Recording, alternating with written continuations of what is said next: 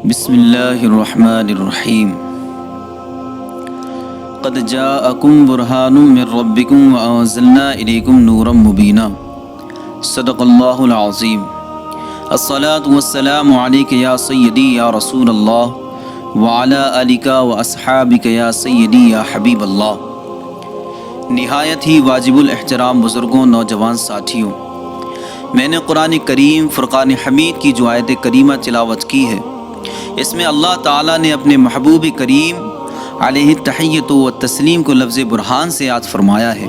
ارشاد باری تعالیٰ ہے قد جاءکم برہان من ربکم وانزلنا الیکم نورا مبینا، تحقیق تمہارے پاس تمہارے رب کی طرف سے برہان آ گئی اور ہم نے تمہاری طرف نور مبین نازل فرمایا۔ حضرات محترم، برہان کے متعدد معانی ہیں۔ برہان کا ایک معنی ہے دلیل، تو سرکار دو عالم علیہ السلام بھی اللہ تعالیٰ کی توحید کی دلیل ہے، کیونکہ دلیل کسی نہ کسی دعوے کی ہوا کرتی ہے۔ اللہ تعالیٰ جل جلالہ کی توحید ایک دعویٰ ہے اور حضور علیہ السلام اس دعوے توحید کی دلیل ہیں۔ یہ دعویٰ اور دلیل کلمہ طیبہ میں مجتمع ہے۔ کلمہ طیبہ کا پہلا جز دعویٰ ہے اور دوسرا جز اس دعوے توحید کی دلیل ہے۔ لا الہ الا اللہ دعویٰ ہے اور محمد الرسول اللہ اس کی دلیل ہے۔ حضرات محترم، جس قدر دعویٰ کامل ہو اسی قدر اس کی دلیل بھی کامل ہوا کرتی ہے، اور جس قدر دلیل مضبوط ہو اسی قدر دعویٰ مضبوط ہوا کرتا ہے۔ اگر دلیل کمزور ہو تو دعویٰ بھی کمزور، اگر دلیل ناقص ہو تو دعویٰ بھی ناقص۔ معلوم ہوا کہ سرکار علیہ السلام کی ذات گرامی ہر لحاظ سے کامل، اکمل، مکمل ہے۔ اس میں کسی قسم کا کوئی نقص، کمزوری اور عیب کا شائبہ تک نہیں ہو سکتا، ورنہ دعوی توحید میں نقص لازم آئے گا اور یہ گمان کرنا بھی کفر ہے۔ اعلیٰ حضرت فرماتے ہیں وہ کمال حسن حضور ہے کہ گمان نقص جہاں نہیں، وہ کمال حسن حضور ہے کہ گمان نقص جہاں نہیں۔ یہی پھول خار سے دور ہے، یہی شمع ہے کہ دھواں نہیں، یہی شمع ہے کہ دھواں نہیں۔ آج جو توحید کے ٹھیکیدار ہو کر سرکار کی ذات گرامی میں عیوب و نقائص بیان کرتے ہیں، وہ اپنے عقیدہ توحید میں سچے نہیں ہیں۔ سچے تو وہی ہیں جو سرکار کو بے عیب سمجھتے اور ہر قسم کے نقائص سے معصوم ہونے کا عقیدہ رکھتے ہیں، اور وہ لوگ الحمدللہ ہم اہل سنت و جماعت ہیں۔ ہمارا عقیدہ ہے کہ نہ ہی دعوی توحید میں کوئی نقص ہے اور نہ ہی اس کی دلیل میں۔ غور فرمائیے، اللہ کریم نے تو اس دعویٰ اور دلیل پر سرے سے کوئی نقطہ تک نہ آنے دیا۔ کلمہ طیبہ پڑھیے، لا الہ الا اللہ محمد الرسول اللہ صلی اللہ علیہ وسلم۔ لا الہ الا اللہ کے حروف بھی 12، محمد الرسول اللہ کے حروف بھی 12۔ ادھر لفظ الا اللہ پر شد ہے، ادھر لفظ رسول اللہ پر شد ہے۔ نقطہ لا الہ الا اللہ میں بھی نہیں اور نقطہ محمد الرسول اللہ میں بھی نہیں۔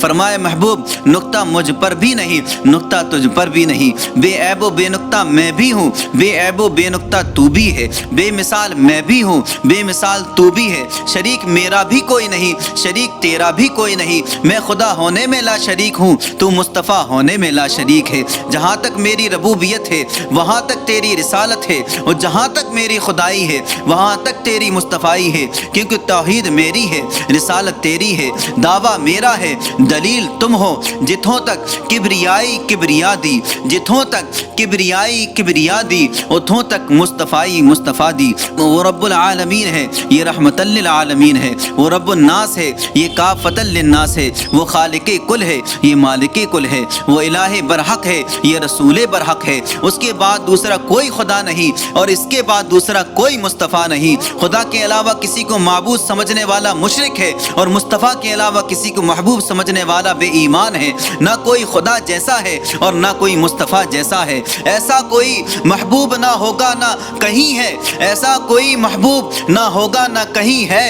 بیٹھا ہے چٹائی پہ مگر عرش نشیں ہے، بیٹھا ہے چٹائی پہ مگر عرش نشیں ہے۔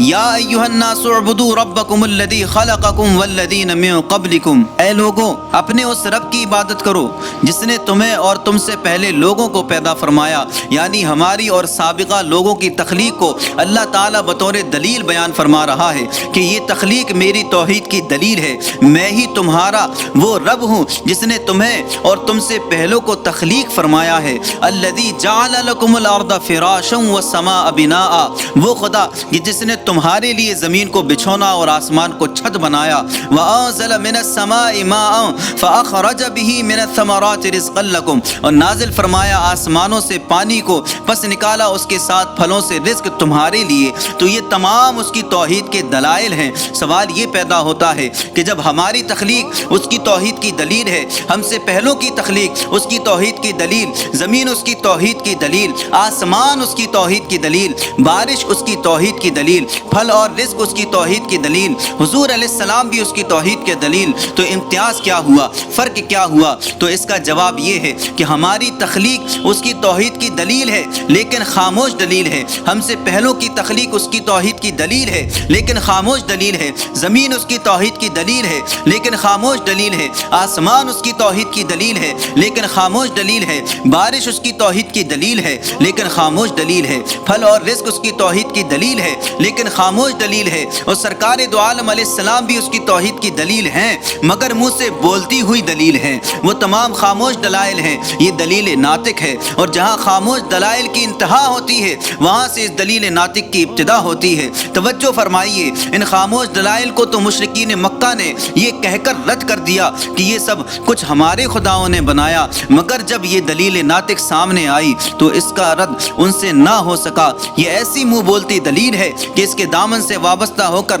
خاموش بھی منہ سے بولنے لگے، اس کا اشارہ ہو تو چاند دو پارہ ہو جائے، سورج پلٹ کر واپس آ جائے، پتھر پانی پر تیرنے لگے، درخت چل کر آنے لگے، گونگے کلمہ پڑھنے لگے، کنکر بولنے لگے۔ اعلیٰ حضرت فرماتے ہیں چاند شک ہو پیڑ بولیں جانور سجدہ کریں، چاند شک ہو پیڑ بولیں جانور سجدہ کریں، بارک اللہ مرجع عالم یہی سرکار ہے، بارک اللہ مرجع عالم یہی سرکار ہے۔ ایک مرتبہ ابو جہل حضور کی خدمت میں آیا اور کہنے لگا اگر آپ رسول ہیں تو بتائیں کہ میرے ہاتھ میں کیا ہے۔ اس کے ہاتھ میں کنکریاں تھیں، اس کو مٹھی میں بند کر کے اس نے کہا اگر آپ آسمانوں کے رازوں سے باخبر ہیں تو بتائیں میرے ہاتھ میں کیا پوشیدہ ہے۔ معلوم ہوا کہ ابو جہل باوجود بے ایمان ہونے کے اس قدر ضرور جانتا تھا کہ اگر نبی اور رسول ہو تو علم غیب ضرور رکھتا ہے، آسمانوں کے رازوں سے واقف ہوتا ہے، وہ تو مانتا تھا، اس کی کمپنی نہیں مانتی۔ فرمایا ابو جہل میں بتاتا ہوں تیری مٹھی میں کیا ہے، یا تیری مٹھی والی چیز بتائے کہ میں کون ہوں۔ اللہ اکبر۔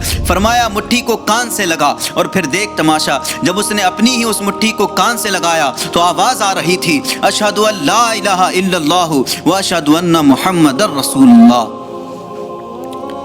حضرات محترم، اسی طرح ایک عورت اپنا ششماہی بچہ بارگاہ رسالت میں لائی، بڑا لپیٹ لپاٹ کر کے پوچھوں یہ بچہ ہے یا بچی، لڑکا ہے یا لڑکی، مذکر ہے یا مؤنث، اگر نبی ہوئے سچے تو بتا دیں گے۔ ابھی بارگاہ رسالت میں حضور علیہ السلام کے سامنے پہنچی ہی تھی اور سوال کرنے کا ارادہ کر رہی تھی، ابھی وہ نہ بولی تھی کہ ششماہی بچہ ہی بول اٹھا۔